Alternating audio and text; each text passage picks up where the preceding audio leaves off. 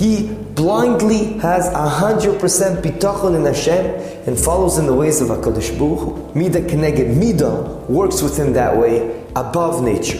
Wherever you get your podcasts from, or our own website, prismoftorah.com. This is the Prism of Torah with Rabbi Asaf Aaron Prisman. This week, Parshas Lech Lecha, Beyond Nature. Shalom to everyone. In this week's Parshas Lech Lecha, we have the famous Nisayon for Avraham Avinu. HaKadosh Baruch Hu tells him, pack your bags and leave. Lech Lecha, me'artzecha, leave your hometown and go to the place I will show you. The question I've raised several times, I want to raise it again. Is that such a big Nisayon that we know that's one of the 10 Nisayonis that Avraham Avinu was faced with? I don't know about you, but if HaKadosh Baruch Hu would come to me and say, please, I want you to leave from your own hometown city and go to a different place, to a different country, it might not be so simple, but of course I would do it because HaKadosh Baruch Hu is telling me to do so. The same question, Agav, can be asked in other Nisyonis that Avraham had. One of them was the Bris Milah. To do Bris Milah at such an older age is not so simple, but at the end of the day, if HaKadosh Baruch Hu tells you to do that, it's pretty evident that you will do that. So why is that such a big Nisayon? And even the Nisayon that we're all familiar with, Akedas Yitzchak, that HaKadosh Baruch Hu requested him to bring up his own son, Yitzchak, as a sacrifice to HaKadosh Baruch Hu, even that, maybe it's not such an easy thing to do, but at the end of the day, HaKadosh Baruch Hu is telling him to do that. So isn't it obvious he should do that? So there's several answers to this question that we raised in previous years. But I want to raise one nekuda that I think, from this perspective, answers everything and a lot more, Mirza Hashem. The nekuda is the following. We all know that Avraham Avinu represents the midah of chesed, the amud of chesed. So, a person that has the nature, his shorish neshama is built of chesed, having rachmanus on people, wanting to do chesed to people. So the biggest nisan for such a person is to go against his teva, against his nature of doing chesed and being merciful towards others, and doing something that is more on the side of gvura, something that is exactly, from a certain perspective, on the surface, the opposite of chesed but gvura. And that's exactly all the nisyons that Avraham Avinu had. Why? The easiest one to understand is Akedas Yitzchak, to slaughter someone, to bring a person as a sacrifice.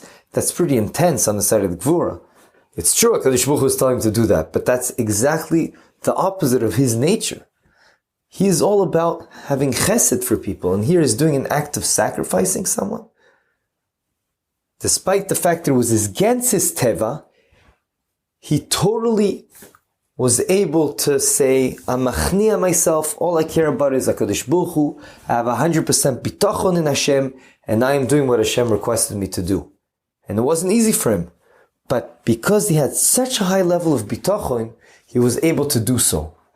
Let's not forget, HaKadosh Baruch Hu promised him that he'll have such a big offspring, and they could only come from Yitzchak. And the only one that they could come from, he's telling him to slaughter him, and still he's doing it. Why? Because Avraham Avinu was able to go beyond nature, above his teva. Why? Because he had 100% bitachon in the HaKadosh Baruch Hu. Now you're going to ask me, okay, what about the other two nisyonos you mentioned? So at first glance, it's really hard to understand. Why Bemet is that in Nisayon? But according to what we're saying, we can add the following.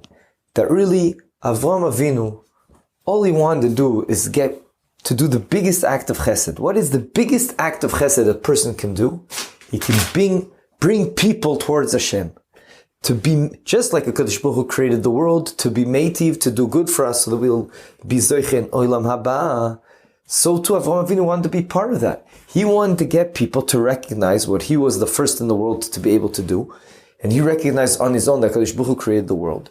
And he wanted to be mashpia and give that over to others. So as we know, the Midrash says, when he had guests over, he asked them to say thank you to Hashem for the food he has, etc., etc. And that's what Avraham Avinu did. He was the first, him and his wife, as we know, et hanefesh asher asu becharon, they kivyachol created people because they were bringing them closer to Hashem. And therefore they were the first in history big kiruv movement. And therefore, these nisyonis, what Hashem, you want me to leave my hometown?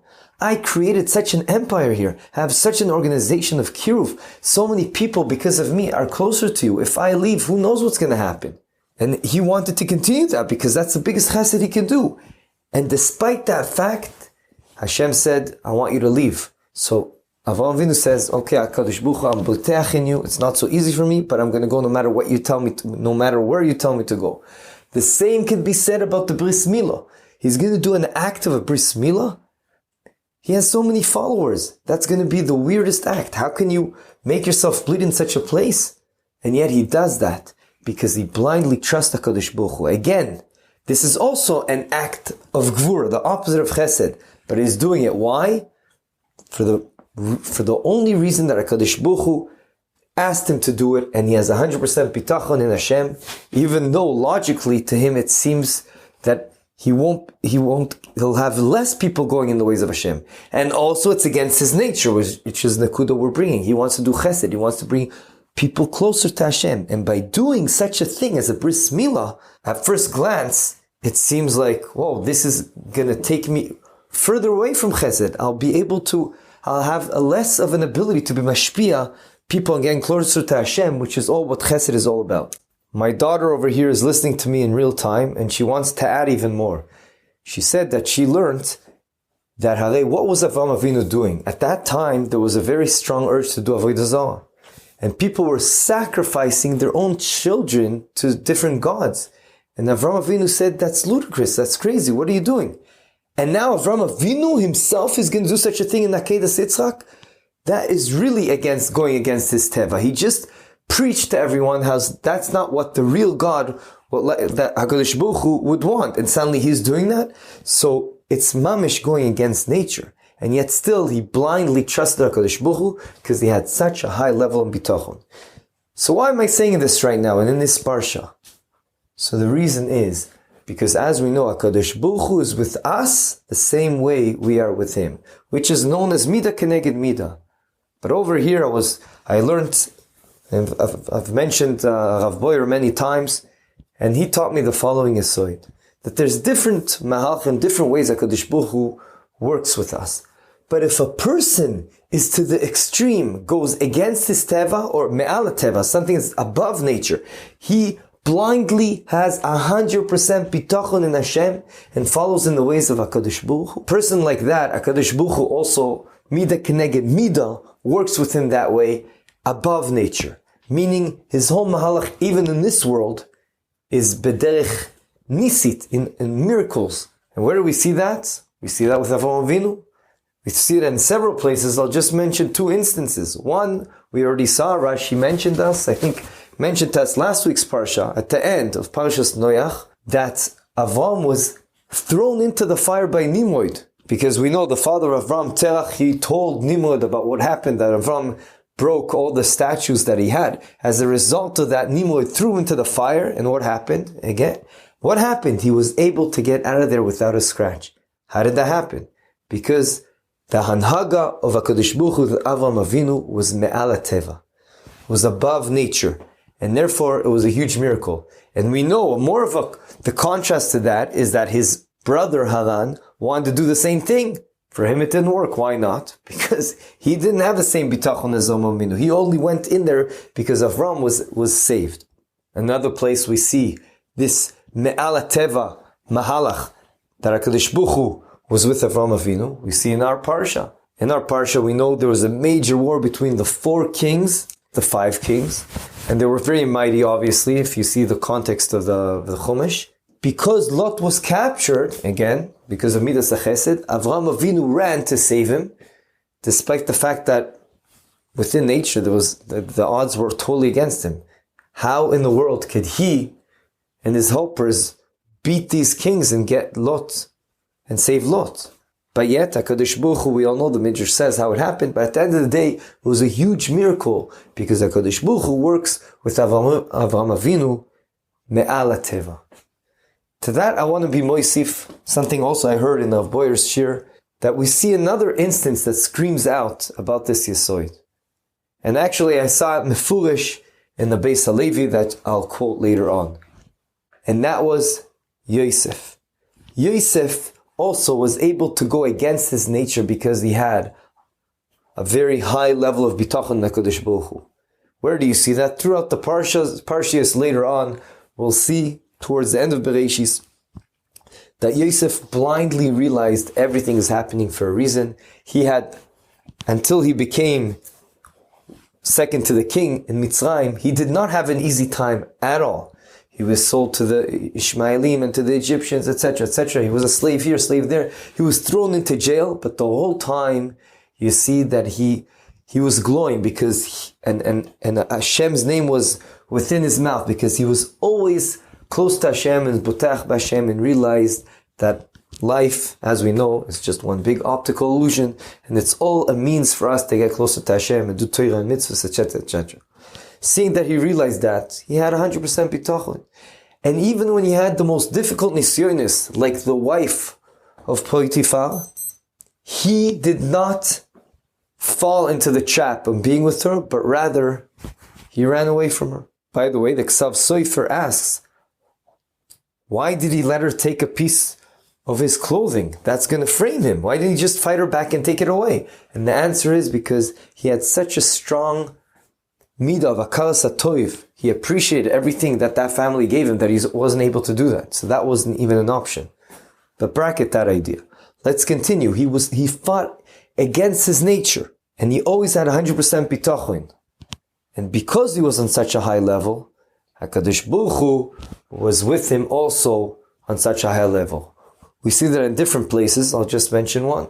Also, Rashi on the Chumash later on tells us, in Parshas Miketz, the nation, Vaitzaka Amel Paroi, the nation was screaming out to Paro for bread. And Paro says to everyone, go speak to Yosef. Whatever he says, do it, do.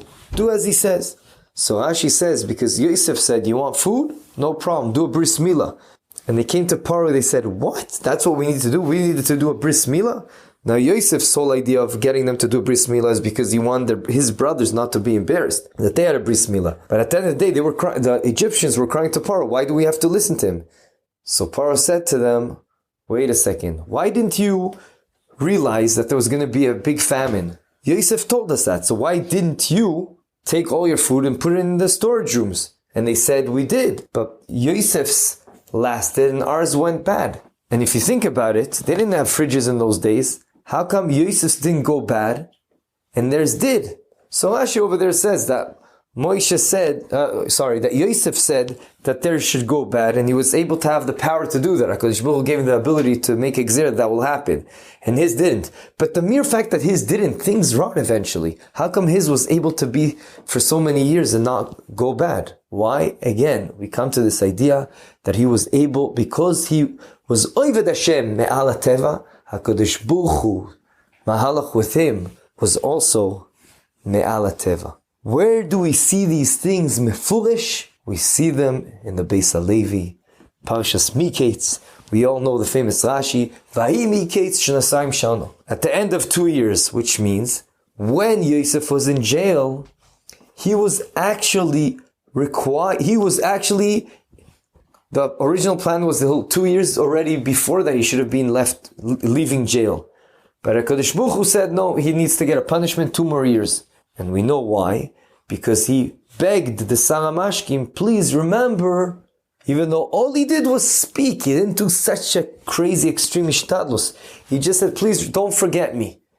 Don't forget me when you leave, that I was able to interpret your dream, and maybe someone will need me one day, and this way I'll be let out because they need a dream interpreter. And as a result, Hashem made the Saramashkim forget, and only 2 years later was let out. The Beis HaLevi asks, what do you mean? That's like basic ishtadlus. He didn't even do much. All he said is, please don't forget me. Answers the Beis HaLevi, the best is to have 100% bitachon. When you have a very high level of bitachon, then you don't need any ishtadlus. The only reason we're allowed to do ishtadlus, it's like begeder mitoch shelo lishma bal lishma. I'm really saying in short, you should look at the Beis HaLevi inside, but at the end of the day, his yesod, and that's what I want to bring home over here, is the following. The more bitachon a person has, the less hishtadlos HaKadosh Baruch Hu expects him to do. And therefore, Yosef was on such a high level bitachon that even this minuscule amount of speech to tell to the Sal Mishkin, please, by the way, don't forget me, even that was too much for Yosef, which, by the way, is a gilui. It reveals to us what a high level of bitachon Yosef had, according to this vote of the Beis HaLevi. I want to end off with a story I heard from Rabbi Krohn. I think it's an unbelievable story that brings home the point for a person to go beyond his nature, beyond his teva, to do Ratzon Hashem, which obviously the engine for that is 100% bitachon in the Kadosh Baruch Hu, no matter at what point in your life you're holding. The story goes like this. I don't know how many years ago this occurred, but I think it was a couple of years ago. There's a family from Har Nof that doesn't have a lot of money, a very organized family, and they planned a trip to the Tzafon, to the north, in Eretz Yisrael.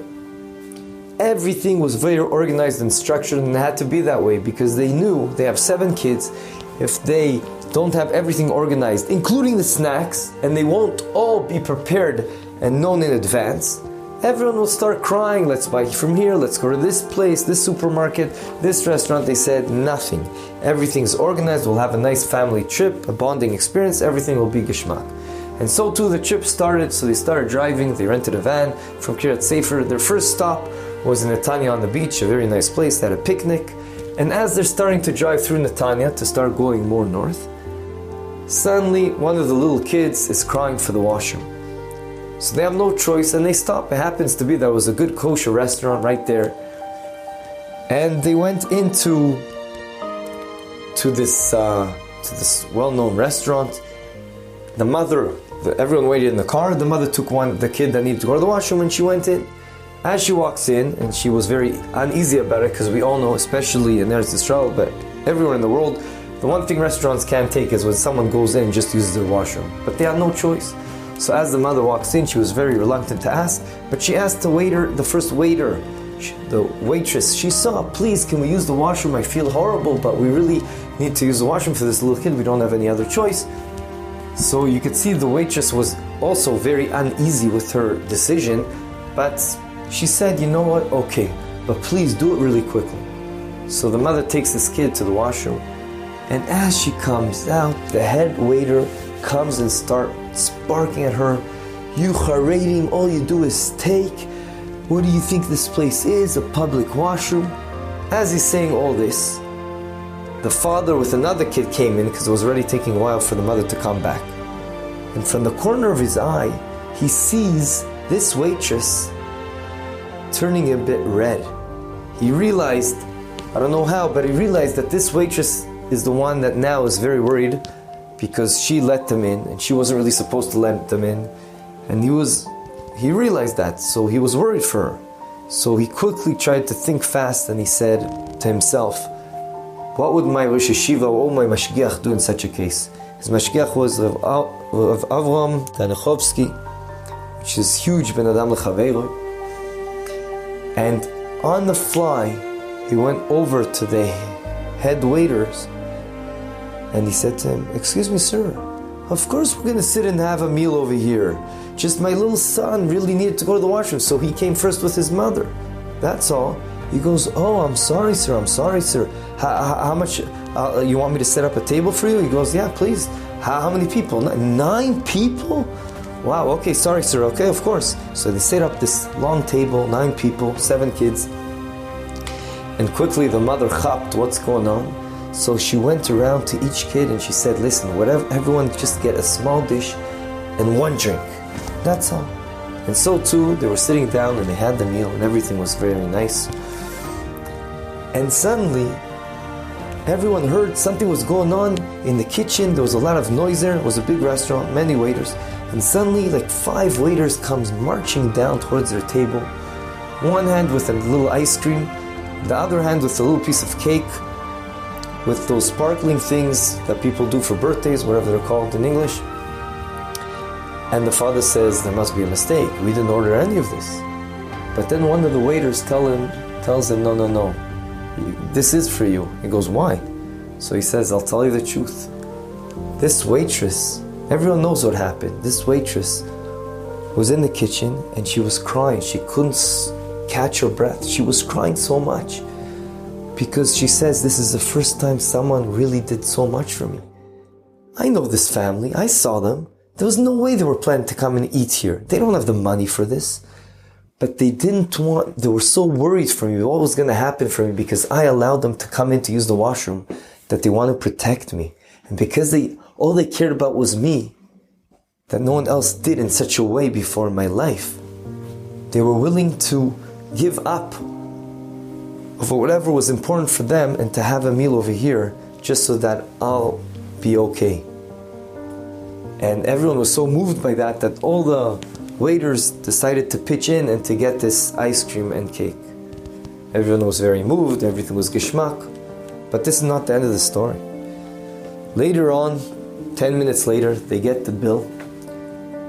And in the bill, the only thing that it says is 50% off in the next time you come to this restaurant. So the father said, well, he called the manager this time, not the head waiter, but the manager. And he said to him, excuse me, what is this? Well, what do you mean? What about this time? So the manager says, no, this time you don't have to pay. He says, what do you mean we don't have to pay? People pay here. Well, why don't we have to pay? So the manager says, people pay. But melachim, angels, don't pay. So why am I bringing this story? Because I think this story brings home the point that a person like this family were able to go above and beyond nature. They didn't know how they were going to pay for it. They didn't know at the end they wouldn't need to pay for it, but they were able to go above and beyond nature. Why? Because they had this engine within them that instantly they thought, whoa, what's Ratzon Hashem? What's their tool and kli to know what Ratzon Hashem is? His Rosh Yeshiva, his Mashgiach. What would he do in such a case? That is the way he realized what's Ratzon Hashem. And he just blindly jumped into that matzav, to that situation to do Ratzon Hashem.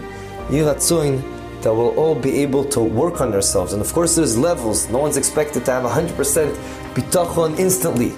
But we have to strive for that. And when you know where you're striving, you can get closer and closer. Yiratzoin, we're able to get closer to HaKadosh Baruch Hu by having more bitachon. And Mimele, the automatic ripple effect will be that also HaKadosh Baruch Hu will treat us above nature.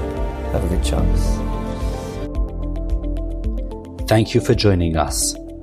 This is the Prism of Torah. Visit our website, prismoftorah.com, where you'll find a full archive of hundreds of past Divrei Torah. Subscribe to the podcast, leave us a review, and don't forget to share with your friends and family. Sponsorship opportunities are available for all of our episodes. Thank you, Yona Vefa, for your recording equipment. Produced by Eli Podcast Productions.